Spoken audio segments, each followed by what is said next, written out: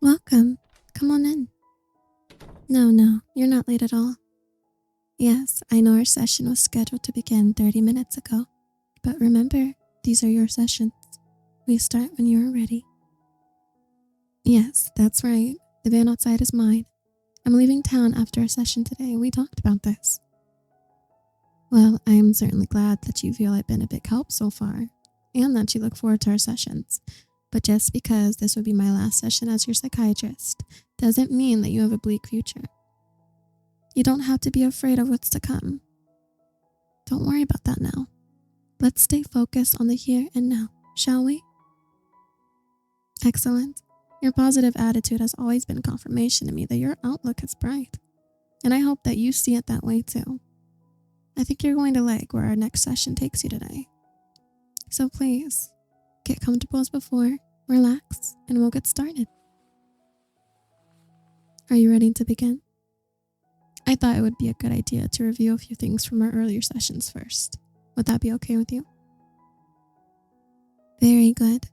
Even before our first session, when you discussed the need for an appointment with me, you advised me that you have a deep persuasive sadness, almost a hope feeling as you explained it, due to an intense loneliness compounded by fear that you were never going to be seen as worthy of anybody's love or affection.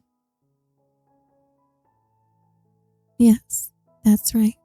So, first we began with a temperament study that revealed, among other things, that you possess an inherent feeling of worthlessness. At one point in our first session, you told me plainly that you felt you didn't deserve to be speaking with someone as beautiful and as wonderful as me, much less be receiving free therapy. Yes, I know you didn't say it in those exact words, but it was certainly this feeling of worthlessness within you that was coming out. It's also revealed that although you always want your input valued, you are much more comfortable with someone else making all the major decisions in your life. You very much want to be told what to do by someone you trust, to have your best interests at heart, which leads to the problem that because of your feelings of worthlessness, you feel you will never find someone who truly cares about and desires your best interests. Additionally, you are highly intelligent as well as extremely analytical. You naturally study everything that interests you in great detail. This compounds your feelings of worthlessness because you vividly understand all the areas where you have failed, as well as all of your limitations, which makes you feel that your conclusion that you are worthless is justified. You also possess a very high degree of empathy, so that when you do feel others, which you feel is inevitable, you hurt for them to such a degree that you feel that the best thing for them would be that you remained out of their lives.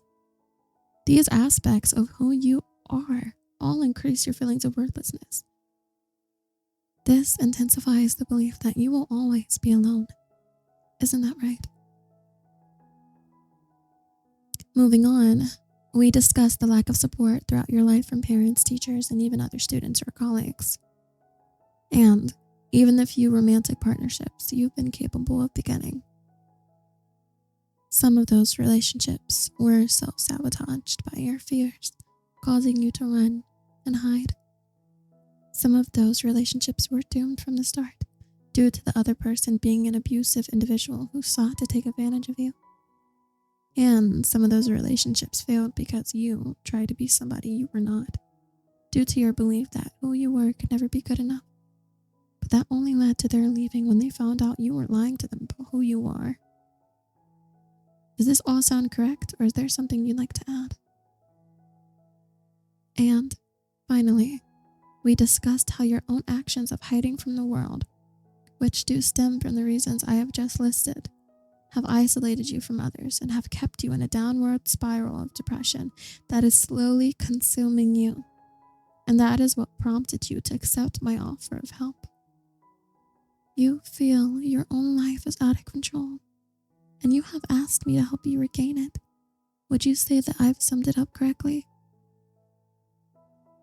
Well then, I believe I have created a treatment plan that will give you a true sense of worth and understanding of just how valuable you really are. It will offer you a supportive, nurturing environment protect you from those who wish to take advantage of you, and place control of your life in a positive place where it needs to be. Does that sound like something you desire? Very good. Then if you're ready, we'll begin.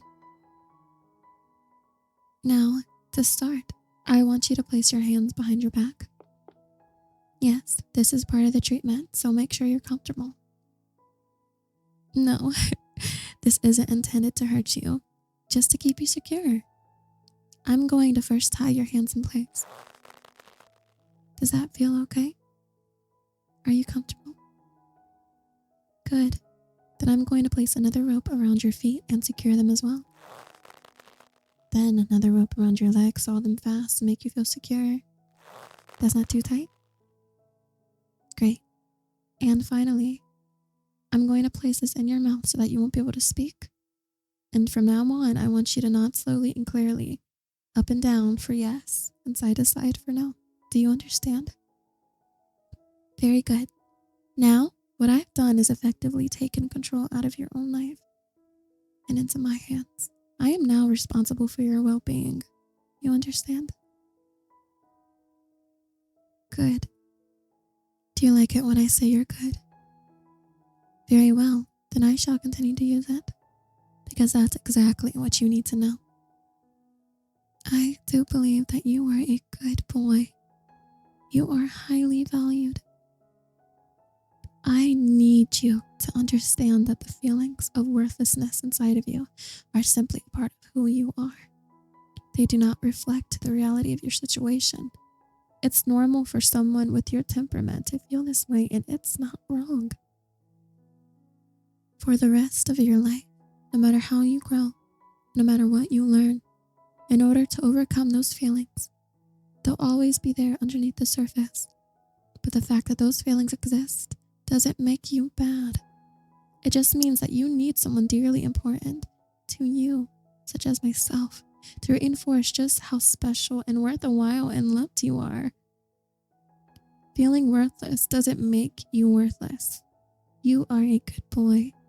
But since it's so difficult for you to understand that on your own and to gain feeling of self-worth internally, you've been tied up, bound by your own thoughts and emotions. You require an external source, like me, that will be loving and nurturing to let you know the incredible value that you have, and yet forceful enough to overcome your own tendencies towards negativity and keep you from escaping the place of safety and love she's created for you, to let you know the perfection she sees in you. You're a good boy, and you need that forceful yet loving reinforcement to be backed up by actions that will show you how loved you are and prove that my words aren't hollow. You need me to let you know that you are good, but you also need me to show you how valuable and loved you are. So what I am going to do is sit here beside you and then gently lower you down so your head is resting in my lap. Is that okay? Good. Are you comfortable? I hope this lets you know how much I care for you and desire your well-being. Amazing. You are the most beautiful person on earth and my most valued treasure. I want you to know that you are the reason I get up in the morning. You are the last thing I think about before falling asleep at night. I would do anything to make you feel loved, protected, and happy. I love you.